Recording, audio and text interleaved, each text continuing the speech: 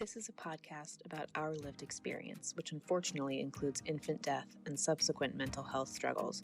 Please take good care of yourself and only listen if this content feels safe for you right now. We'll still be here when you're ready. Hi, I'm Judith. And I'm Alina. We are internet friends turned real-life friends who both experienced the tragic loss of our sons to sudden infant death syndrome in winter of 2021. In the year after Aiden died, my husband and I both became unemployed. My parents divorced, and we had to move 5 times for various reasons. And as for me, just a few weeks before my son Quinn died, my then husband had come out to me as a transgender woman and were subsequently divorcing. It's been a lot.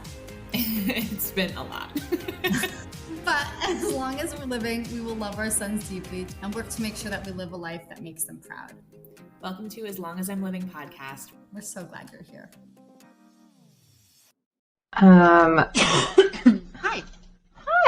Okay, so this is, first of all, my new desk. I love it. I'll tell you what I love about it. Tell me all about it. So much more comfortable. Like, it's Good. at like the right height for my hands and my arms. I was getting carpal tunnel on all my fingers, and I think part of it had to do with my desk. So what do you think of this angle? What do you think of this background? I think it looks fine. Does it look professional? Yeah, it does. I think the only thing that really doesn't look professional is a bed in the background. But sometimes you gotta have a bed in the background. But you don't have a bed in the background. Do you think it's the pile of shit on the bed that's the problem? I can't see your bed. Does it have shit in the background? So how do you know there's a bed in the background? No, I'm saying that is what looks unprofessional to me when people have a bed in the background. But how much of the bed can you see? I can't see any of your bed. I'm saying you look professional. You don't have a bed in the background. Oh. So you're saying that I do look professional because I don't have a bed in the background. Exactly. Instead, I have half of a mirror. What do you think of half of a mirror? It doesn't bother me at all. It doesn't bother me. It doesn't bother me either, actually. I think you look very professional. Okay. We can stop talking about this now. I just wanted to ask. It's the new year.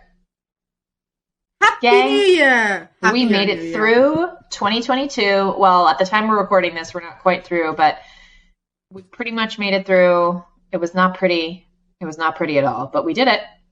We did it. Yes. And so the idea is that we want to look back and see what our horoscope said this year was going to be. Mm-hmm. And we can kind of figure out if it actually was that. And then let's look and see what our next year's horoscope is. And I kind of feel what I'm about to say is going to sound absolute batshit crazy. Stay with me.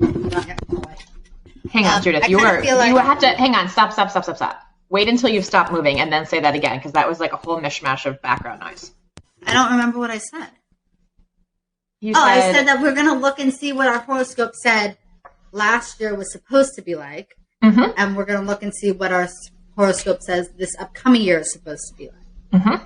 But the thing is, though, that we have to find a reputable horoscope website. But see, Judith, I think so we did this last year and it was so fun. I think we should do the exact same site as last year. Okay, that makes sense. Let's do it. Okay. So here, why are we both coughing? I don't know. I would, by the way, love to hear what our horoscope said last year. Okay, I'm going to share my screen and we'll look at them together. So here was yours for 2023. Let me share my screen. Okay, here we go. Life really is one big adventure for you most of the time, Sag, and 2022 has lots of opportunities for you to laugh, love, learn, explore, and expand your mind in new and meaningful ways. Your ruler, Jupiter, has incredibly mind-expanding energy, and it spends an erratic year going back and forth between 2 very different energies. Fluid Pisces at the beginning, aggressive Aries from mid-May to the end of October, back to Pisces until late December, then back to Aries to close out 2022. These extremes affect your moods as you go from deeply compassionate and spiritual experiences to fast-paced, personally empowering ones. So get ready to enjoy a bit of a roller coaster ride for much of the year. All right, let's pause. How are you feeling about that? Does that feel accurate? What stood out to me was periods of compassion and periods of self-growth and like expansion and excitement. Yes. That's what stood out to me. I think that's probably relevant to most people, but I do feel like I have been very compassionate this year. Beyond what I even knew I was capable of in terms of my compassion. Yep. And I feel like I've also had a lot of self-growth. Yeah, and I think that from my side, like, I feel like I've been in a really exciting phase of my life, both in my career and also with my daughter. Like, just me. If I lived in a little world with me, I would say that it's been, my little world has been really exciting this year. My husband's really been going through a hard time. We've spoken about this very briefly on the podcast. Like, I think he's going through what we went through last year, this year. So, like, his intense grief and, like, you know, real questioning of identity and all the things that come with loss. And so I feel I have been a really compassionate partner, which is like a funny thing to say. But I do feel like I agree. I feel like I have been a really compassionate partner. Yeah. So I think that, I guess that part is real. What else does it say? So then it says, with your home planet's retrograde period between the end of July and the end of November, you get a much needed chance to do some profound self-reflection, which is honestly something you really love to do. Tuning out the distractions of your sometimes hectic everyday life allows you to focus on what your inner consciousness has to say as you reflect on the experiences you've had so far this year. You know those deep philosophical questions you like to ponder? This is the time to get some answers. Do you feel like you got some answers between July and November? Sure. Okay. I think I have. I think this is what I think. Is this the point in the time when I'm supposed to tell you my thoughts on my year, reflecting back? Yeah, let's do it. I think I have had one of the worst humanly possible years a human can have, other than it came on the shoulders of a horrific, horrible year that I've had. And so in comparison, this year has been much better than last year. In comparison. However, if I compare this year to any other year in my life aside from last year, this was the worst year of my life. The only reason why it's not worse is because last year I was homeless, unemployed, and had a dead baby in the ground and no alive baby in my arms. This year, my life is really, really hard. Like I said, my husband's struggling. Like it's just really hard becoming a parent to a baby after a dead baby. Horrible.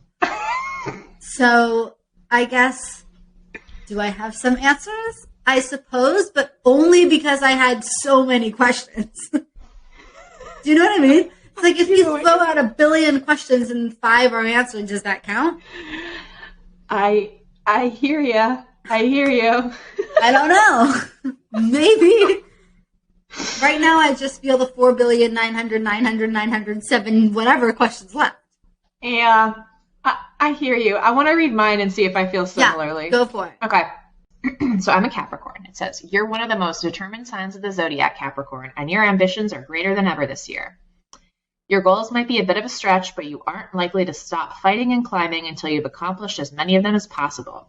And because your home planet, Saturn, is paired with intelligent, innovative Aquarius this year, taking a more open-minded approach to life leads to implementing different tactics and considering new opportunities, which in turn allows you to take on formidable challenges and break your own already impressive records. I'm just going to stop right there and say this is not resonating at all. I was on the floor half of this year.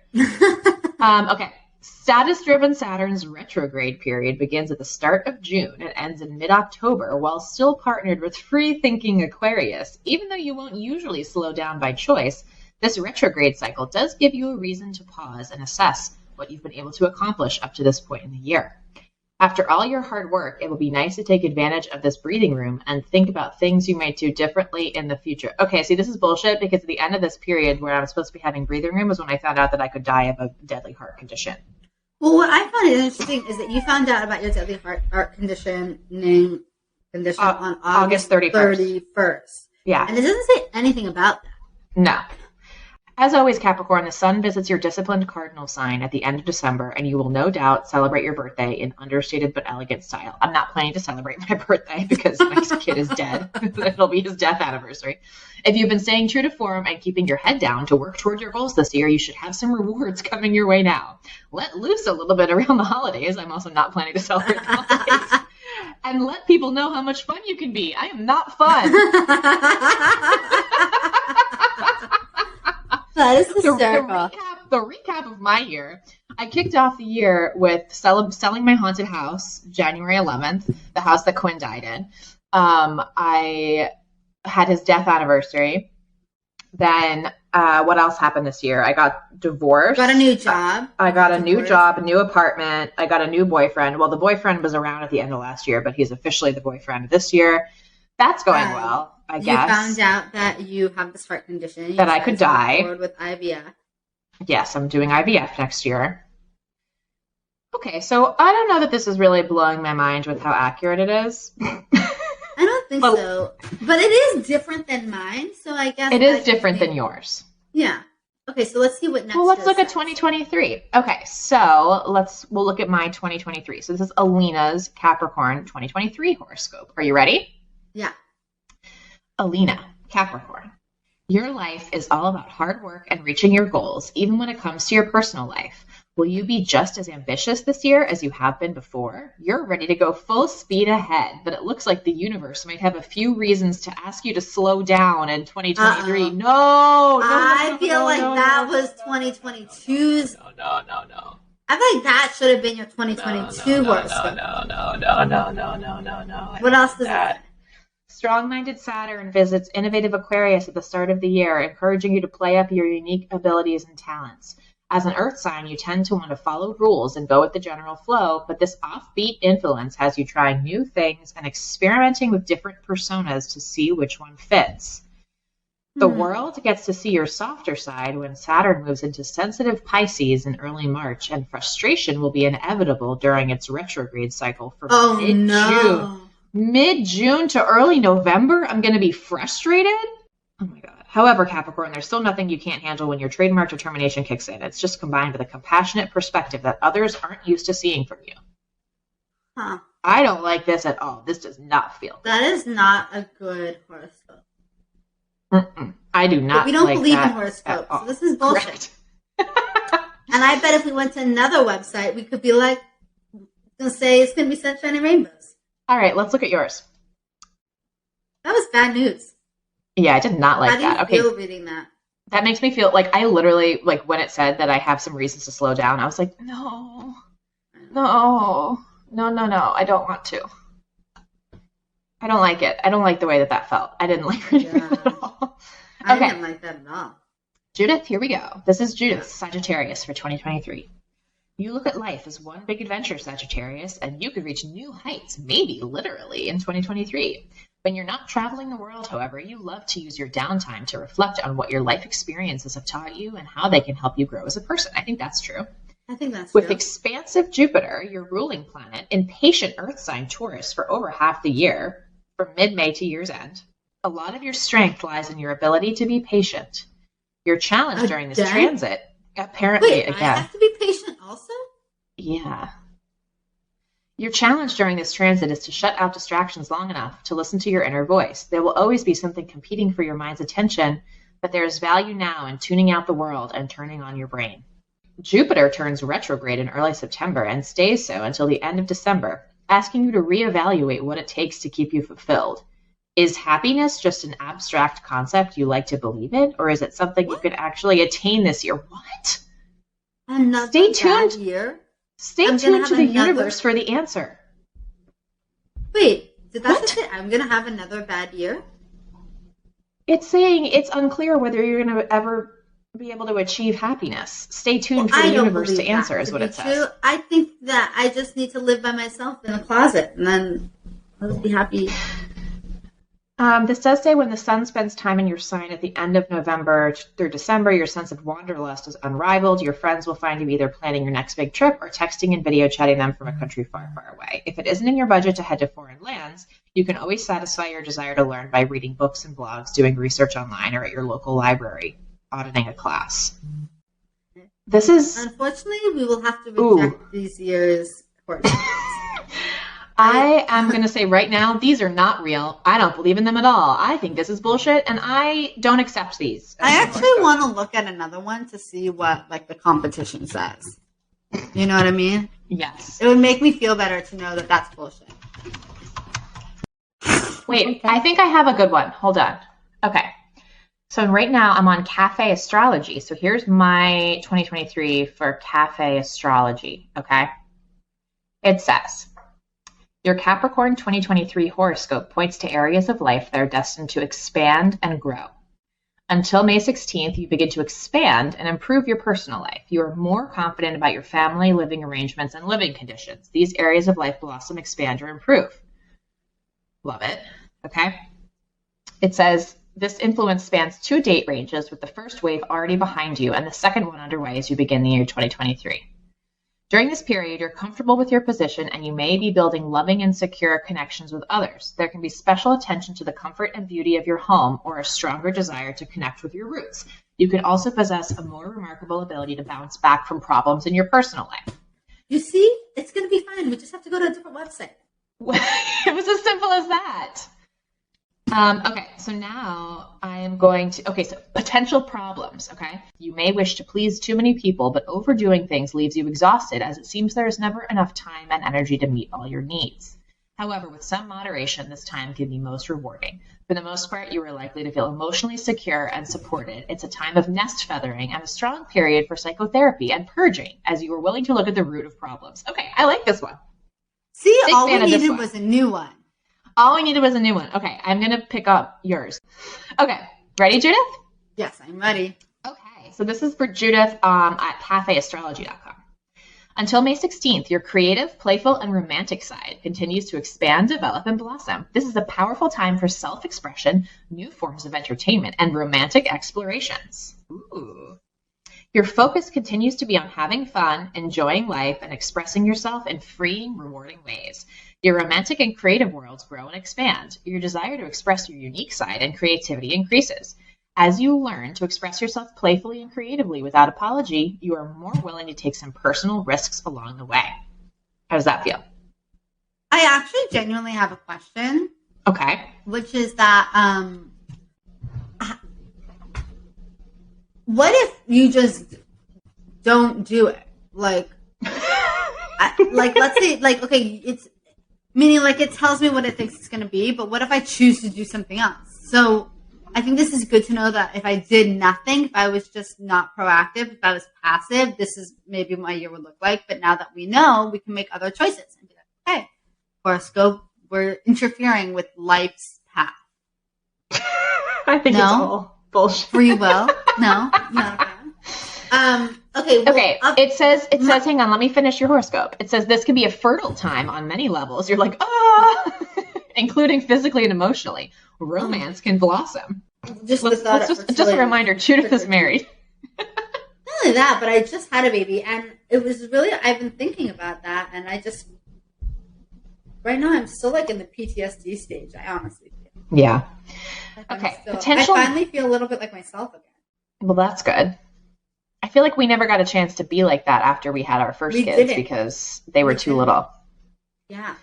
Before they died. Okay, potential negatives of the year. Excessive emphasis on or attention to having fun to the detriment of other life departments. Throughout this transit, you may need to come to a balance between attention to romantic and creative needs and the rest of your life. I'm literally rolling my eyes. Let me just interrupt you to say one thing else. I remember when my therapist asked me, she's like, Judith, what do you think is the point in life? And I really thought there for like a real long second, really hemmed and hawed. And I was like, I think the point in life is to just enjoy it and have fun. she looked at me like I was crazy. And I said, well, what do you think the point of life is? She's like, I think the point of life is like self-growth and like, I don't know, developing who you are as a person. That never occurred to me. Like, I do think there is a kernel of truth in what this is saying because I do think there's value in having fun. And I do think it's really important to be happy. Like, I think that in my core, that's something I strive for. Mm-hmm. But this is just depressing me, even though it's not even bad news. It's just what I hear you're saying is work. Yeah. Everything, like, I don't want to coast. I don't want to work. I want to coast. I think we need a year of coasting. Let me read this last part, though, because I do think it's nice. It says, however, for the most part. Leave the last part. However, for the most part, you are likely to feel supported and confident during these periods. Others gravitate to you and your appeal skyrockets. It's a period of being received especially well and smoothly by others, particularly in February and the first half of March 2023. More humility and honesty add to your charm. So you're going to be very charming in 2023. Well, that's a nice thing to say. as you always are. Maybe I do buy into this at the end. That's so nice. So yeah, overall, I would say I'm reading these, and if I think they're real, I feel a little bit panicky. And so I think I'm going to go ahead and say they're not real, and I'm just going to live my life. Okay. Any resolutions for the new year? Any resolutions, Judith? Yeah, let's talk about resolutions for the new year. Yeah, like what are you hoping? Give a hope. I hope that there is more ease in my life next year. I think I probably said something like that last year. But I'm hoping for periods of time. I'm not delusional enough to think it's going to be the whole year, but I'm hoping that I get a couple of stretches of weeks and months that feel good, easy, calm, happy. There's a feeling I get every so often, which I Peaceful. think is like real living in the present. Yes. Where you feel to your core a sense of like, this is it. This is what I dreamed for. Like, you know, when I pick up the baby from the nanny, like, and the day is done, and I feel good about work, and I know that my husband's cooking dinner, and I walk into the front door, and I feel for a split second that sense of like, I made it. Like, if all I wanted was like stability, I've made it. Well, since then, you know, all shit has hit the fan. However, I now feel like I can identify the moments, and I feel that where I am physically and in my career and with my daughter, I feel I have the potential to live in a space of peace and to live in a space of just that serenity that you're describing. Because I see glimmers of it. Yes. And so I feel like it's really hard when you see glimmers because you want it even more. It feels like it's just around the corner. And I don't know if that's like a mental trick I'm playing with myself that like, okay, I just have to get through one more difficult thing and then things will be easy. Or I don't know if that's a mental game I'm playing and things will always be hard because I've just been destined to live this difficult life. Or if like it is just around the corner, like Alina, like I'm sure that in your head you imagine going through IVF, you're pregnant, you're remarried, like you bought your house and wherever you're moving to Maine or whatever you're moving. And you think to yourself like, oh, if I just can get there, things will be okay. Like it just needs to get there. That's where you like go in your head. And I feel like for myself, it's the same where it's like, oh, I'm so close. I can do this. Like I'm so close. Look how far I've come. All I need to do is just get through this next hurdle. Just like deal with this one big hurdle and then everything will be okay. And I think that both gives me hope. And I also am like, oh, but Judith, something also popped. That's not really how it works, you know? But that is what I think. That is how I feel. I think that to give myself like a realistic, maybe not resolution, but intention for the year, I think that this is something that's fully in my control. I want to try to develop a practice of self-compassion. I think I can be really hard on myself. And I want to approach my interactions with myself with a little more compassion. I think that is fully within my control.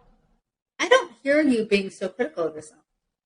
But I trust that I tend to keep it in my own head. You should hear me talking to myself around the apartment. I'll be like, Alina, get your shit together. It's not nice.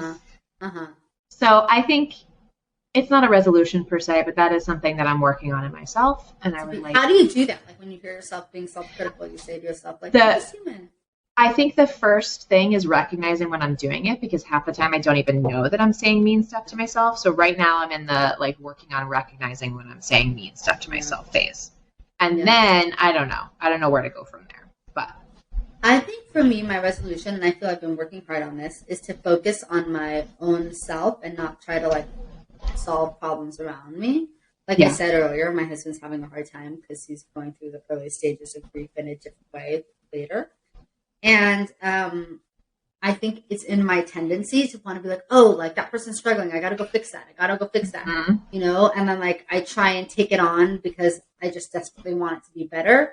But in reality, I'm really trying my best to say everyone has their own process. Like he needs to go through his grieving process his way. Yeah. And I need to the best way that I can support him is by just focusing on my own shit, you know? Agreed. And that's what I'm working on, to like be able to be comfortable when things are externally uncomfortable and like comfortable in my own space. Does that make any sense? Yeah, like kind of stay in your lane. Yeah. I'll link our horoscopes in the description if anybody wants to read them, which I doubt they do. But you could read your own horoscope. We hope you guys had a gentle 2022 and that you have a gentle, happier 2023. To all of our wonderful new friends, we want to hear from you. Email us at aslongasimlivingpodcast@gmail.com and follow us on Instagram at aslongasimlivingpodcast. We'll get back to you as soon as our grieving brains allow. Yay!